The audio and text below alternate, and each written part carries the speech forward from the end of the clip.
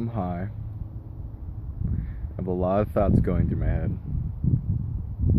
And I started wondering to myself, it's pretty interesting how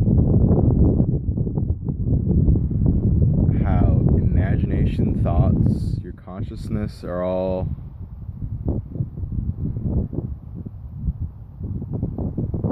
non-existent and existent at the same time.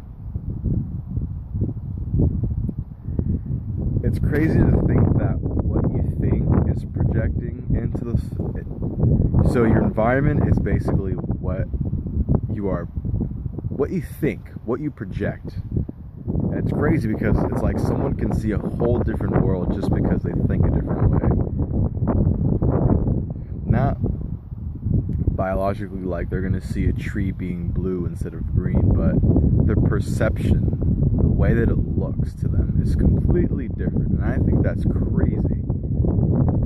I don't think we take that into account anytime ever. It's like when someone is being mean to us, their perception of the world is so off-centered that it is almost like they don't exist on the same plane. They're not consciously existing on the same plane that we're thinking of, because at resting state, everything is calm. At resting state, everything is just super calm. There is no expression, there is no emotion, there is nothing. And then once chemical reactions are heightened, basically, and all the energy wavelengths collide, it's like that is what is being produced around us.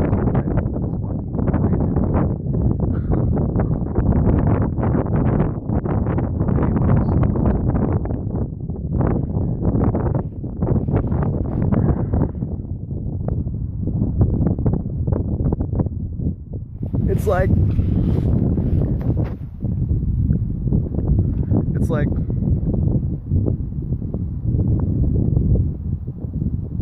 nothing exists, and at the same time, everything is in existence. People don't understand the concept that we are not centers. We aren't centers of the universe. We are everything and nothing at the same time. We don't resonate. We don't consciously exist within ourselves. It's like we're being produced outwards. Even though it's weird that we're looking inwards, at the same time we're looking outwards. It's like we are observing ourselves, but we are being produced. So by looking inside, we are actually looking at what is happening being produced outwards. But at the same time, there's nothing, we're not really looking inside of us. It's not even a concept of movement. It's just looking at what you're looking at. And that is so weird to think about, because energy is neither created or destroyed, and it's like we're just paying attention to different patterns. I'm pretty high right now.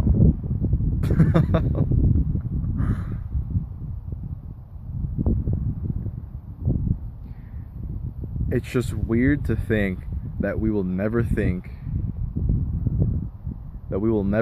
exactly like another human being is thinking. Our experience is entirely exclusive from everything else on this planet. Our existence is purely a result of combinations of particles, basically. Because if time is relevant to space, and space is constantly growing, and we are just at a fraction of the time at which it is moving, and that's why gravity exists, basically, dark matter.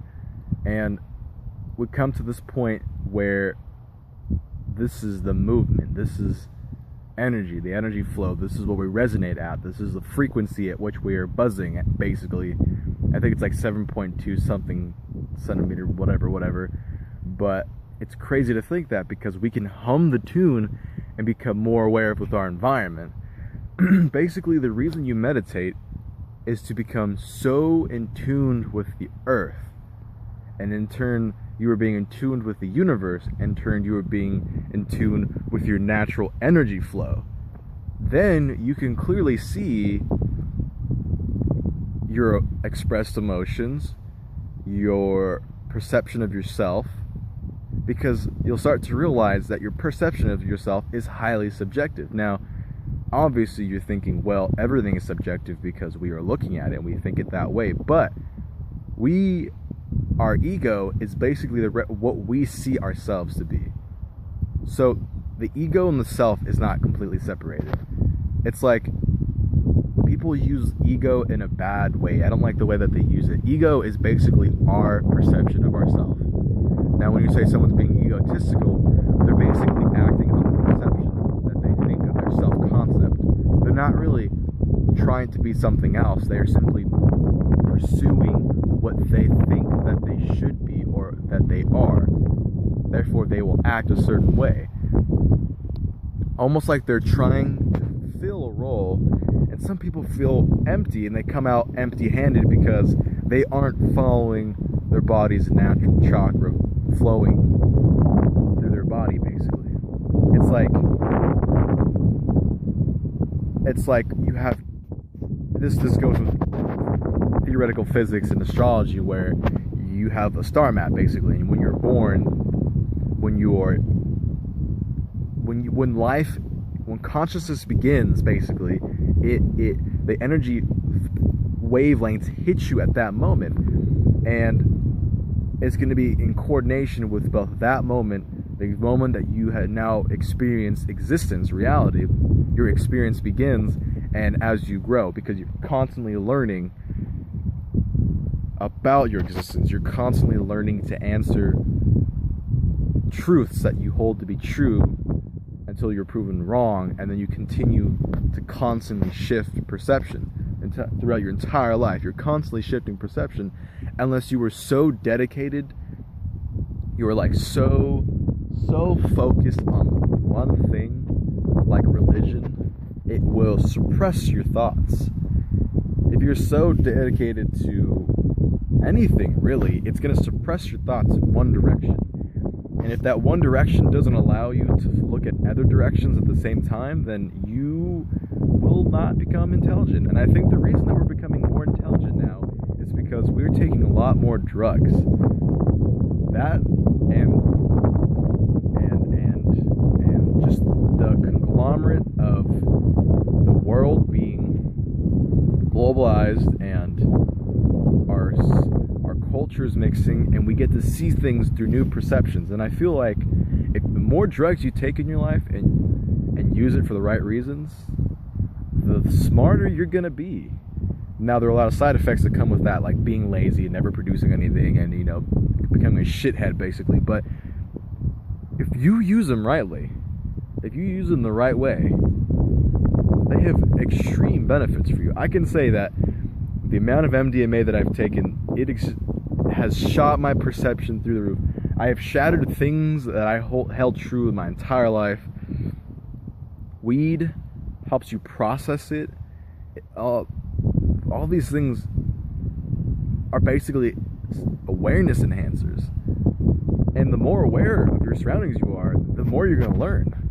And it dumbfounds me how many people really aren't aware of their surroundings. Now, you think they are, and you perceive them to be, but not only are they not aware, you are not aware. And it's absolutely crazy that people can't catch on to these things. It's like, if they aren't in tune with the natural world around them, they're not in tune, and they're not present. They're just not here. They're not here. They're just somewhere else, basically. They are constantly trying to achieve a perception that is projected upon them that isn't necessarily what's best for that individual.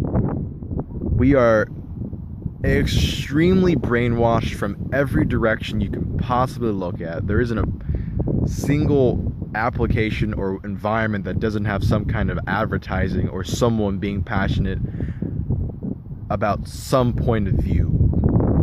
So intelligence is really being able to play around with a thought without really holding it true. And it's like, you can have all of this knowledge and you can build you don't hold it true. You don't listen to someone who says this is how this is and you're like, okay, so this is how this is. You're able to take that information, play around with it, dwell on it, break what you previously knew, try to add pieces and subtract pieces, and it's like you can create any scenario, basically. That is the mark of true intelligence, basically.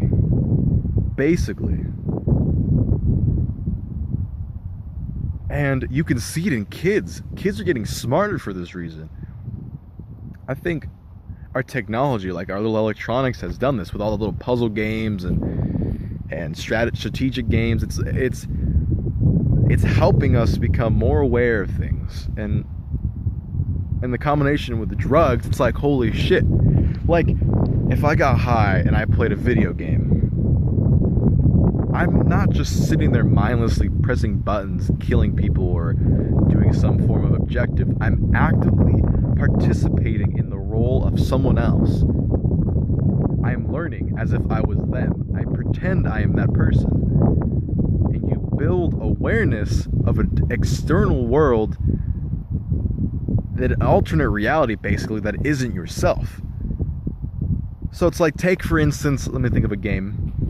Far Cry, the last one that came out was 4. Far Cry 4 is set in Nepal, basically, in this in some fictional part of Nepal that has all kinds of animals and amazing graphics, and it's a first-person shooter, and you get to do all the little activities. But when you're in that game, you feel like you're literally in Nepal, and you get the sense of what civil war feels like in different parts of the country, and it's like a simulation, basically.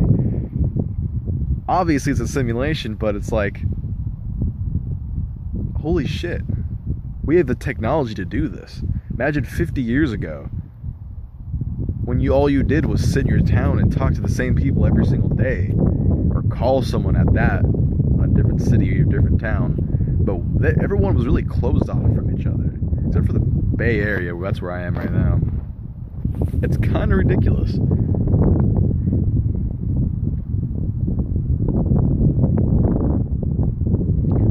My main point was, fuck.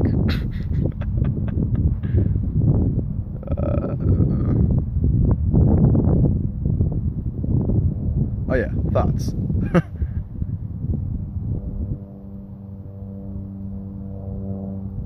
Calming the mind. Meditation calms the mind. When we become present in the moment, we are most aware of ourselves and our environment and what we perceive. And when you are not aware and you get carried away in your fictional fantasy or universe, you get stored in your mind, it's hard to break out for some people because their emotions, their facets aren't being realized. If you focus on your emotion, truly focus on your words and your means of communication and how you express everything, you start to catch on your own patterns of behavior and how you tend to do things. Like, you'll start to realize what kind of reactions you have towards certain subjects, and you'll realize your fears and innermost thoughts and deeply rooted insecurities if you have them, and you start to play around with those thoughts, and you might be mentally incapacitated to think about them, but at least you will begin to realize and become self-aware of these things and how you think and how your cognition runs, basically. Because you'll start to realize that we aren't governing ourselves. We are basically learning. We're in a constant stimulated motion of learning negative or positivity and we've learned a lot of helplessness in our world, and we aren't being taught how to perceive things in different ways, in real world application of our own thoughts. Basically, we're taught to be a certain way, and there's an image, a social image of what should be, and a lot of people try to go for that instead of trying to figure out who they are as a human. They don't really search for their own existence. They simply live, and don't take real account into their actual existence, really. And I feel like the more that you learn, the more complicated things get. I'm not going to say that I know everything. I don't even know close to everything. I only know what I've learned and what people have told me so far. And I've learned quite a lot in my journey to figure out, basically, is free will an illusion? That is what I've been trying to figure out.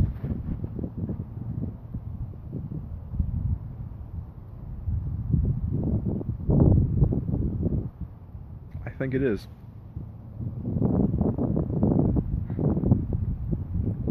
That's another talk, though.